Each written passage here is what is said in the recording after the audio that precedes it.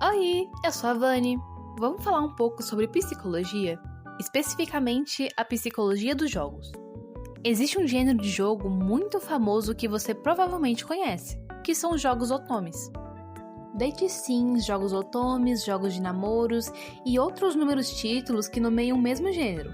São jogos que simulam um harém inverso, onde a protagonista feminina é cercada por vários homens charmosos, os quais ela tem a opção de escolher seguir uma rota romântica com cada um deles. Eu acho que o jogo mais famoso desse tipo aqui no Brasil é o Amor Doce, que ficou bastante popular lá para 2014, 2015, com youtubers da época fazendo vídeos sobre. Amado por muitos, odiado por vários, hoje a gente vai falar sobre esse gênero que gera tanta polêmica na comunidade de jogos. Os jogos otomi surgiram no Japão, e na pesquisa que eu fiz, a gente pode datar um jogo de 1994 que abriu as portas para esse gênero, Angelic. O jogo foi pensado para atrair a atenção de um público centralizado entre meninas pré-adolescentes e meninas antes de atingirem a pré-adolescência. Ou seja, um público-alvo jovem, especificamente mulheres jovens.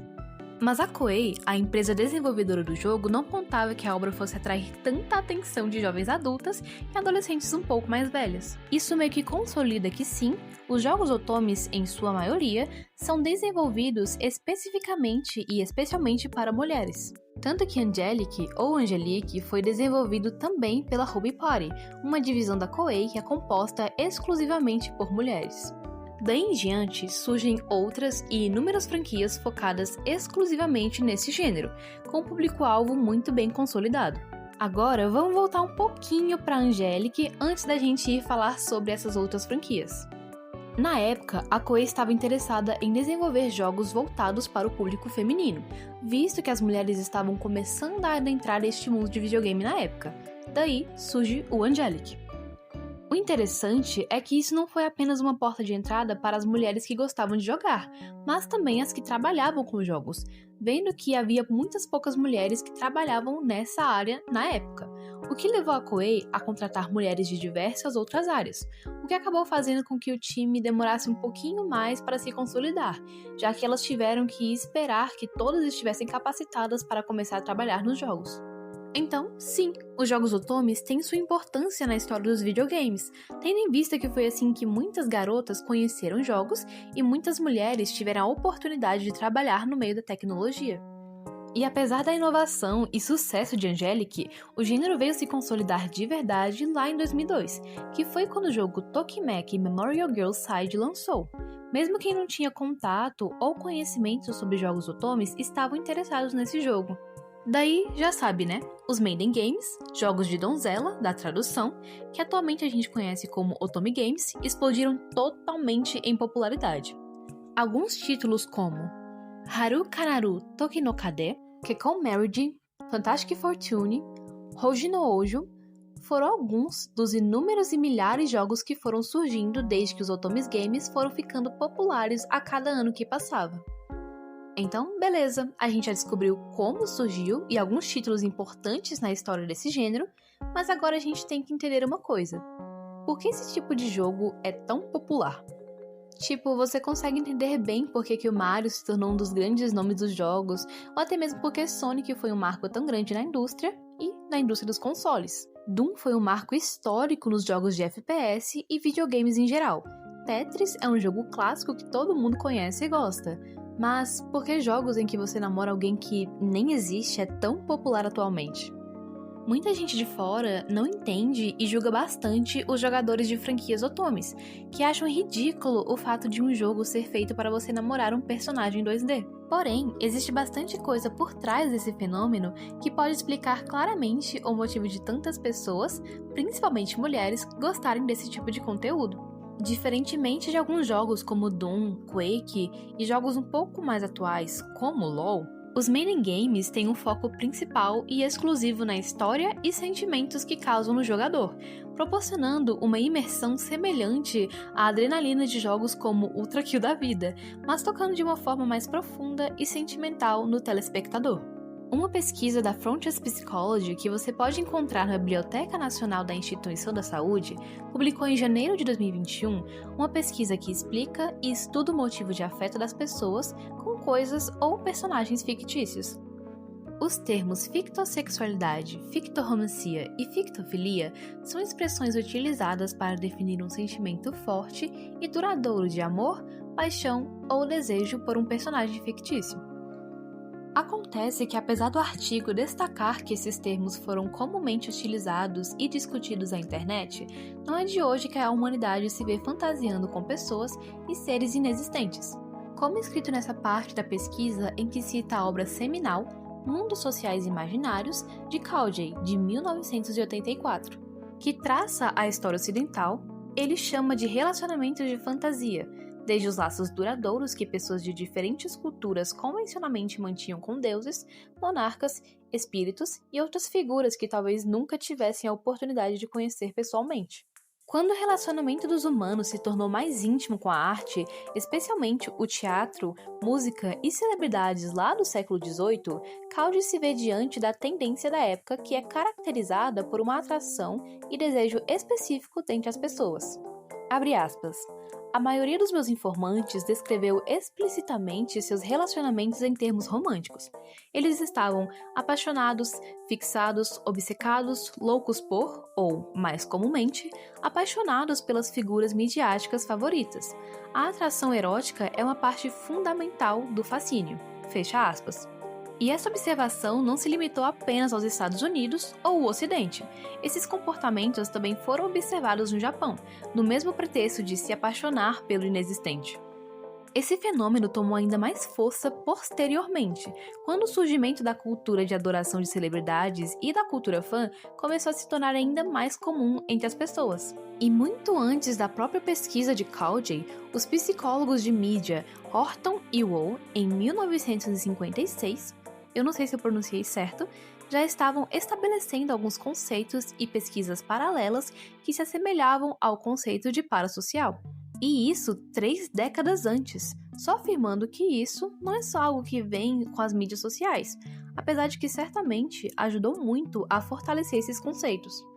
E dentre outras pesquisas e termos citados, McCutcheon et al., novamente eu não sei se eu pronunciei certo, em 2003, identificaram 3 estágios de adoração de celebridades, que descreveram como entretenimento social, intenso pessoal e limítrofe patológico, que, simplificando cada termo em ordem, significam compartilhamento de experiências relacionadas à celebridade com amigos e pessoas que também gostam, sentimentos intensos e compulsivos frequentes em relação ao objeto de afeto e uma obsessão erotomaníaca, delírios e comportamentos de risco.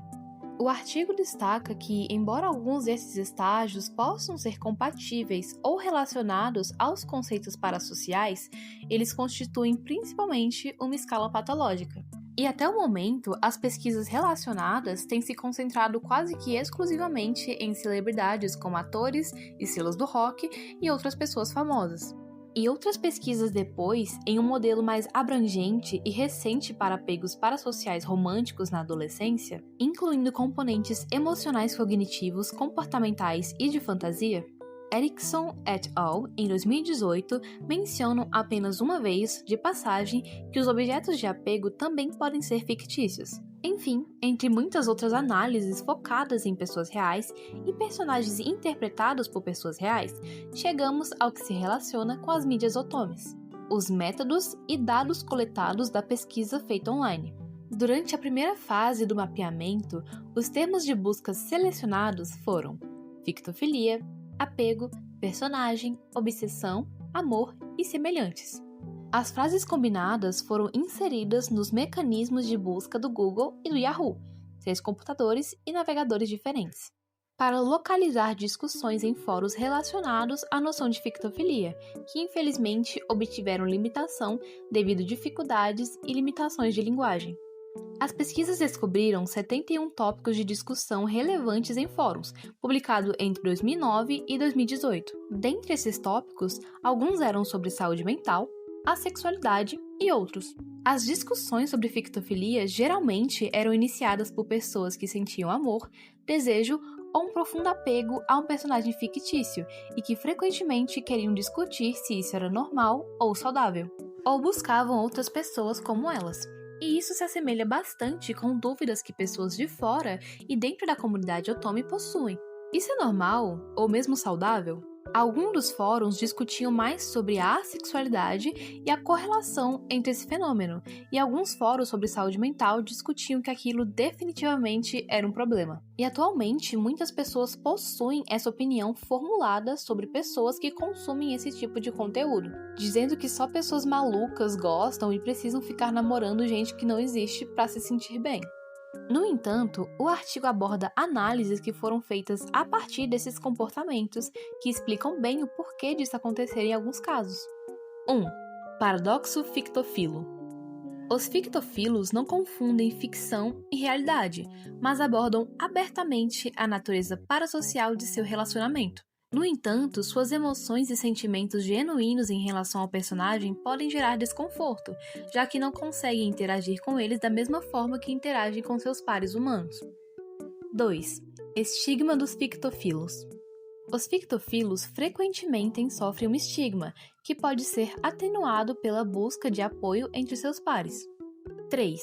Comportamentos fictofilos. Os comportamentos relacionados frequentemente se entrelaçam em torno de várias atividades típicas de fãs, que contribuem para a interação com os objetos fictícios de amor ou desejo. 4. A sexualidade fictofila. Para alguns, a fictofilia parece estar ligada à assexualidade, e, embora o fenômeno não possa ser considerado específico da adolescência, pode refletir as fases liminar do desenvolvimento e crescimento. 5. Estímulos supranormais fictofílicos. Relacionamentos fictofílicos ressoam com efeitos de estímulos supranormais, ou seja, personagens fictícios parecem mais competentes ou melhores de alguma forma do que suas contrapartes humanas.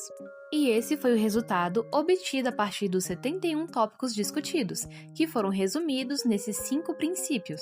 E em destaque, podemos relacionar os tópicos 3 e 5 como os mais condizentes e explicativos entre esses eventos fictorromânticos. O ser humano está sempre numa busca constante por aprovação e desejo. Por exemplo, quem nunca quis ser aceito por quem é, ou desejado intensamente e incondicionalmente? Daí, os jogos otomis entram na cena, oferecendo de forma simples, fácil e prática tudo o que você busca amontoado em uma única coisa, e tudo o que você precisa fazer é apertar um botão e ler. Ou, no caso de Amor Doce, pagar para conseguir terminar uma só parte do jogo. E não só isso, você não é desejada apenas por um, mas vários e intermináveis personagens que fariam de tudo para ter você apenas para eles. E isso sem nem comentar sobre fatores que envolvem misoginia, machismo, a relação entre homens e mulheres, a dificuldade de encontrar pessoas com quem você pode se conectar e confiar, enfim. Então, talvez, a fama dos jogos de romance e essa pesquisa podem ser definidas como uma palavra: facilidade.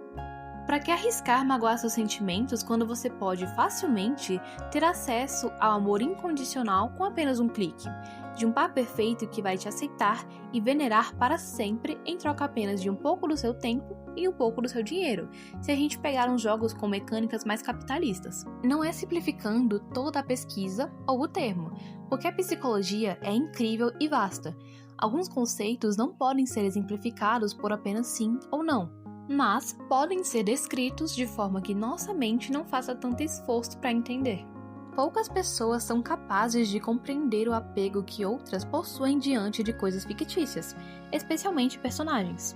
Por isso, para alguns, é tão difícil entender por que jogos como Amor Doce e Love and Deep Space são tão populares entre certos públicos. Eles veem como piada porque não conseguem ter a mesma conexão que pessoas que experimentam esse fictorromance ou esse apego fictício experimentam.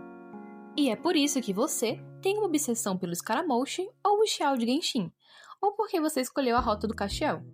Eu sou da rota do Lissandre. Ou, não sei, qualquer outro personagem que você é obcecado, talvez o Bill de Gravity Falls? Enfim. Seja qual for o equivalente do seu paquera de Amor Doce só que em outro fandom, saiba que não, você não é nenhuma maluca por ser tão obcecada em algum personagem.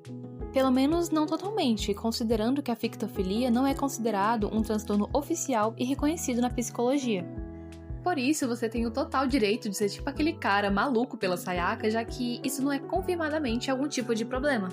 E, em suma, é por isso que existem mídias especializadas e focadas nesse tipo de gênero. Até mesmo os jogos que não são focados em romance apelam para essa categoria, de forma direta ou não, com alguns jogos possuindo submecânicas dentro de suas mecânicas principais que são focadas em romance, como Persona, por exemplo.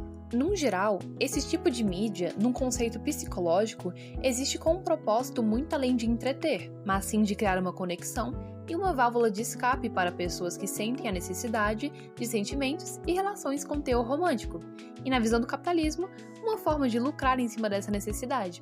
Mas é claro que isso é apenas uma conclusão voltada para as pessoas que possuem um tipo de conexão anormal com esse tipo de mídia.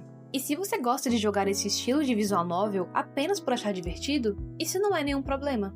Os jogos são criados com o intuito de entreter, especialmente os jogos mais casuais como os jogos otomis, ou como uma forma de gerar lucro fácil e tirar dinheiro de otário.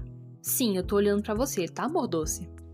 Mas, seja qual for o motivo pelo qual você tá jogando, se não tá sendo nocivo e ainda te diverte, faça o que te der na telha, desde que a sua felicidade esteja presente no momento. Todas as fontes que eu usei estarão linkadas na descrição, assim você pode fazer a sua própria pesquisa e também fazer uma ótima leitura sobre um tópico que pode aparentar ser muito bobo, mas na realidade é muito interessante. Foi um prazer ter você aqui comigo nesse vídeo e eu espero que você tenha gostado de assistir tanto quanto eu gostei de escrever e editar. Um tchauzinho da Vani e a gente se vê numa próxima!